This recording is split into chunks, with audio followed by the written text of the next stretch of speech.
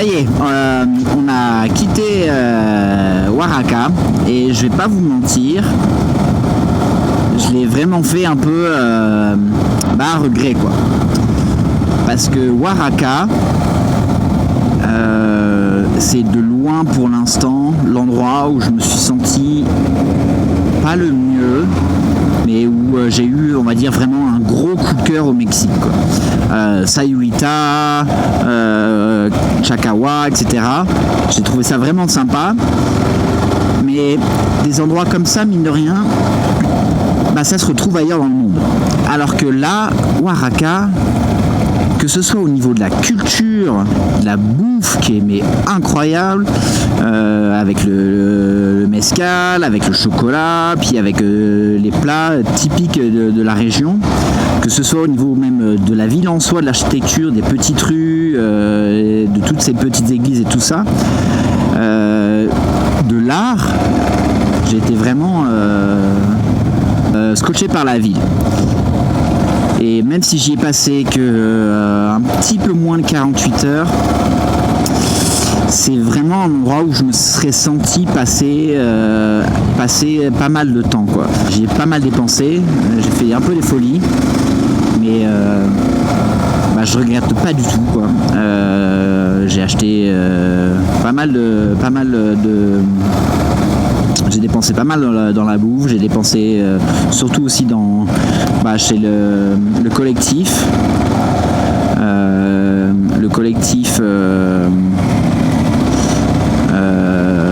Artistique où j'ai été, Subterráneos, que j'ai trouvé, je tombais totalement amoureux de leur style graphique. Donc voilà,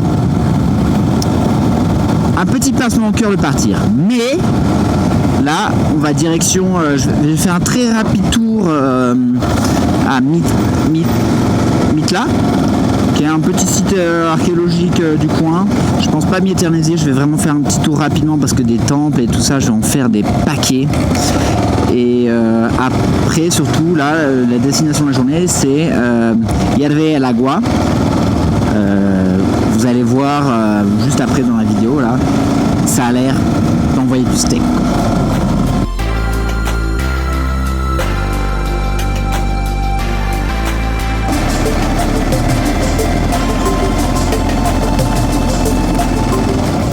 J'ai été me perdre encore hein. Au moins je suis pas tout seul.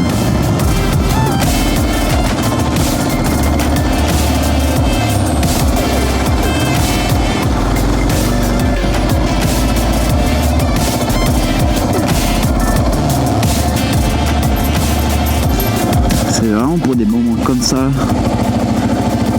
que j'aime me perdre sans trop savoir où je vais.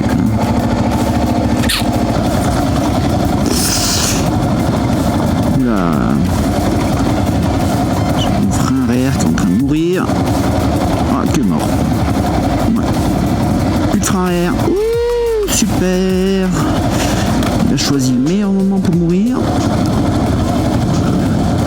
Pas comme si c'était raide et que j'en avais besoin. Non, j'ai plus rien.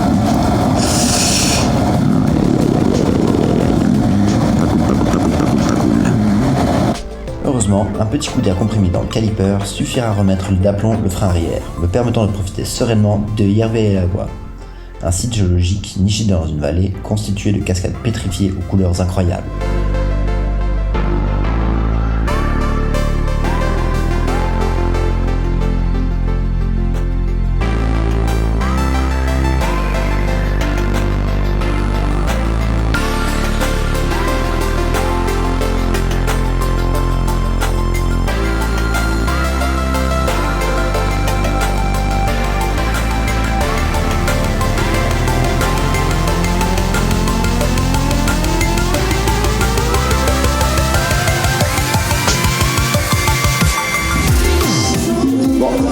Une des autres spécialités de la région de Oaxaca, forcément, c'est le mezcal. Donc on va faire une petite dégustation quand même. J'en ai déjà une avec la famille, mais je suis passé par une mescalerie quand même, faire un petit essai, puis voir comment ça se passe. Et du coup, vous allez être avec moi. Et comme ils disent ici, cuando todo mal, mezcal, cuando todo bien, también.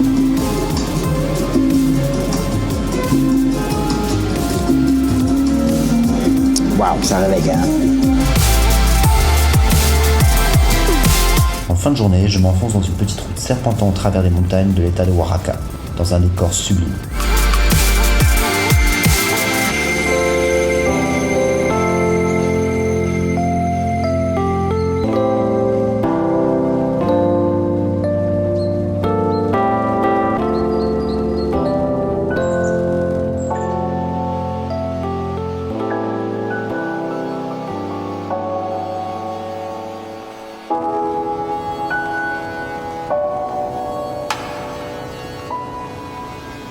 J'arrive maintenant au Chiapas, un autre état très montagneux du Mexique, en proie à de forts troubles politiques, déterrant de nombreux touristes, ce qui est bien dommage tellement la région est belle, comme ici avec le canon de Sumidero.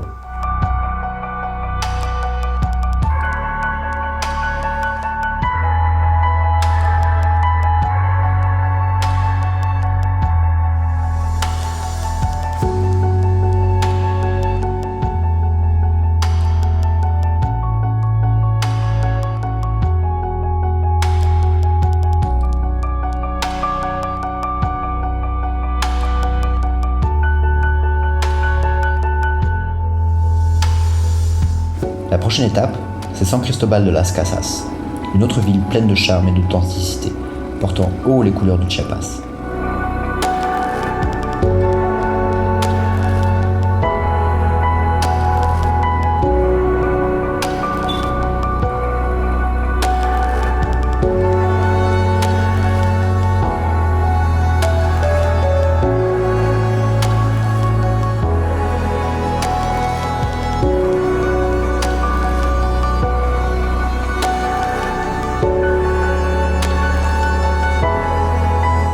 L'altitude, le climat et le sol riche permettent à la population locale de cultiver une grande diversité de produits.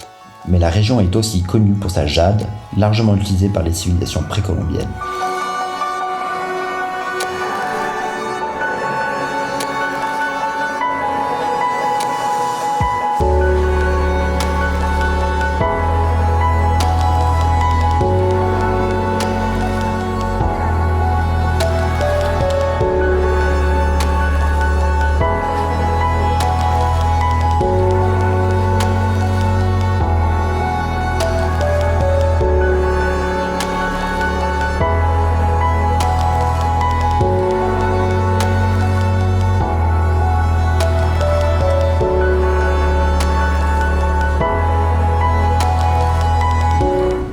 Comme Oaxaca, San Cristobal va me laisser une forte impression, mais on poursuit notre route, direction Palenque maintenant.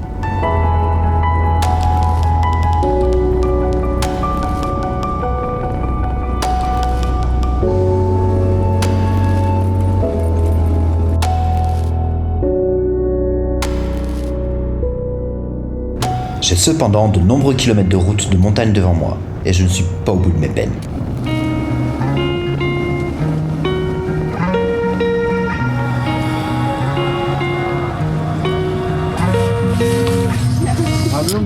La journée se complique un peu là. Un glissement de terrain va en effet bloquer la route que je devais emprunter, me forçant à passer par une piste dans la montagne sous une pluie torrentielle. Mais ce n'est pas tout. Cette piste passe par deux communautés mayas distinctes, en conflit depuis quelque temps, et qui ne trouvent rien de mieux à faire que de se bloquer l'accès mutuellement. Heureusement, après quelques négociations, et le fait que je sois un étranger aidant, on me laisse passer. Mais la pluie va rendre ce trajet, déjà difficile en soi, une réelle épreuve, me forçant à faire un stop pour un repos, au sec, indispensable à Ocatenango.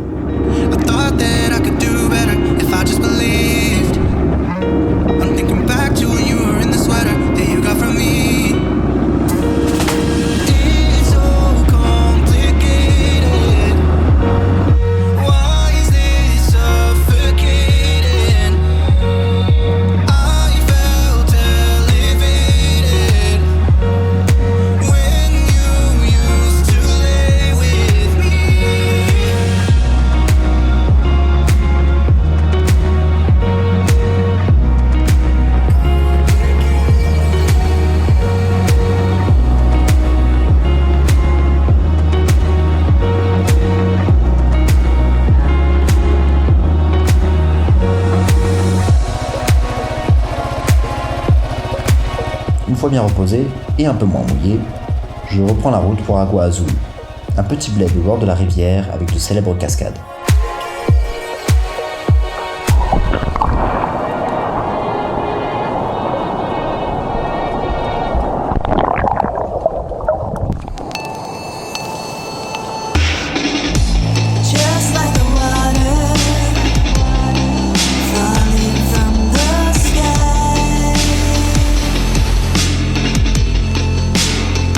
Après une bonne baignade et un super repas, je réalise en fin d'après-midi un rêve d'enfant.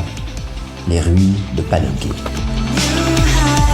Cette zone archéologique est un des plus beaux vestiges de la civilisation maya et dominera la région du 5e au 9e siècle, atteignant son apogée sous le règne du fameux Pakal le Grand au 7e siècle. De nombreux trésors archéologiques et architecturaux de ce peuple seront retrouvés ici.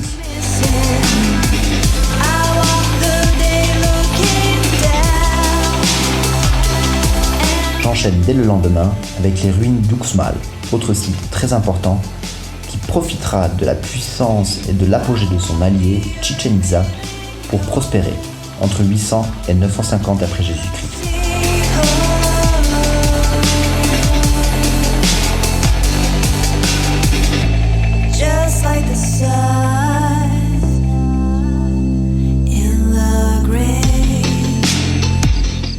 Yo, il est 6h moins 10 et je suis levé depuis à peu près 1h30. Ouais, les nuits sont super longues. 12 heures de nuit, c'est très long. Et je suis sur le cul en fait. Et oh, taisez-vous les vaches là, putain. Je suis en train de parler. Sur le cul parce que je comprends pas. Je crois que l'univers est en train de me dire un truc, c'est pas possible quoi. Pourquoi ?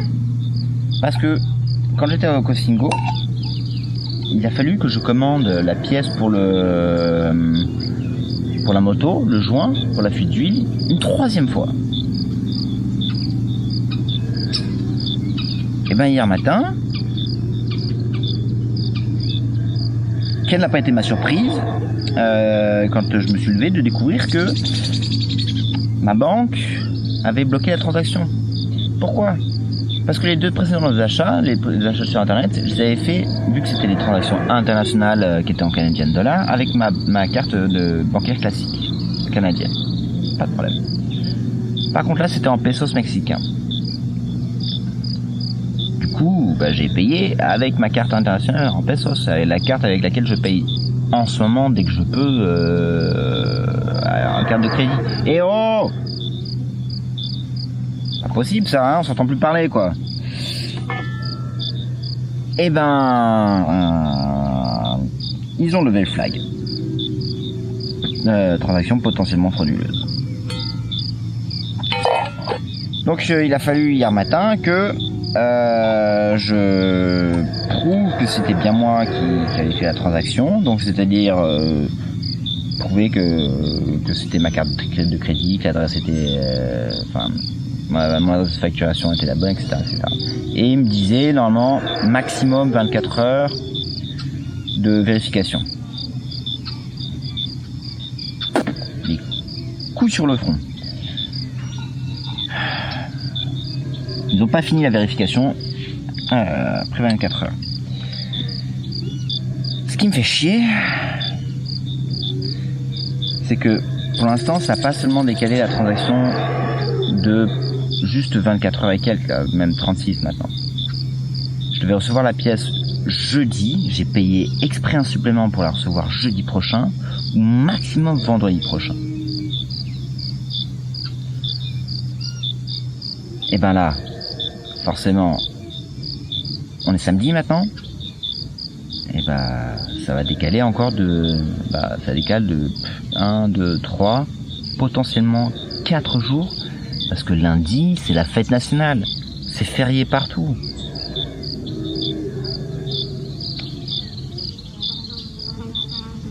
Donc ça casse les couilles quoi. Oh merde, c'est toute à cause de l'humidité. Ça casse les couilles parce que ça veut dire que je peux plus faire envoyer ça à Mérida, c'est plus possible. Parce que sinon, ça veut dire qu'il va falloir que je passe 10 jours sur Mérida. Donc je vais attendre leur nouvelle, mais il y a de fortes chances que je fasse envoyer ça à Chetumal ou à Bacalar, à la frontière avec le Belize. Ou que je fasse le tour de la péninsule du Yucatan dans l'autre sens. Mais pareil, ça veut dire me faire des tours, perdre du temps.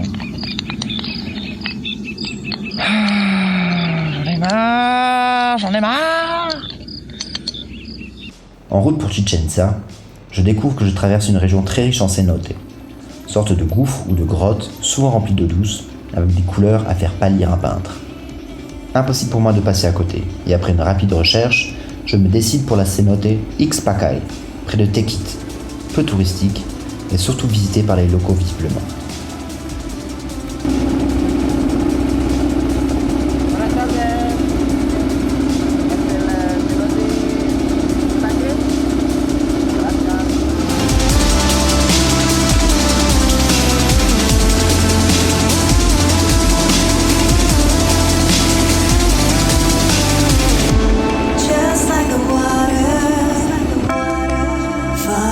From the sky,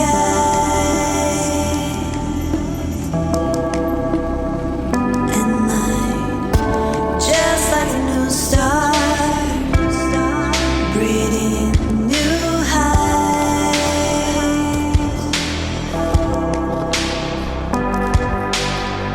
I walk the night looking up. Alors ce n'est pas l'image parfaite de la cénote que j'avais en tête, mais c'en est pas loin.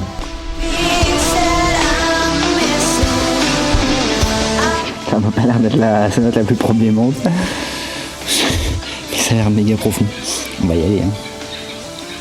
Il y a des bons gros poissons, mine de rien.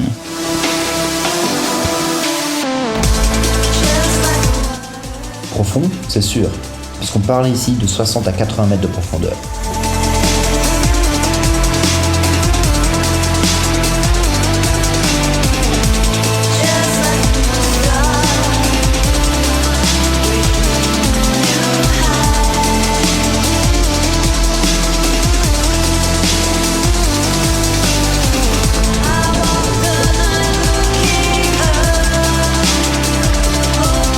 Mais après ce plongeon, le voyage va se transformer en cauchemar, et je vous invite à voir l'inter-épisode Rien ne va plus au Mexique si vous voulez en apprendre plus sur mes mésaventures.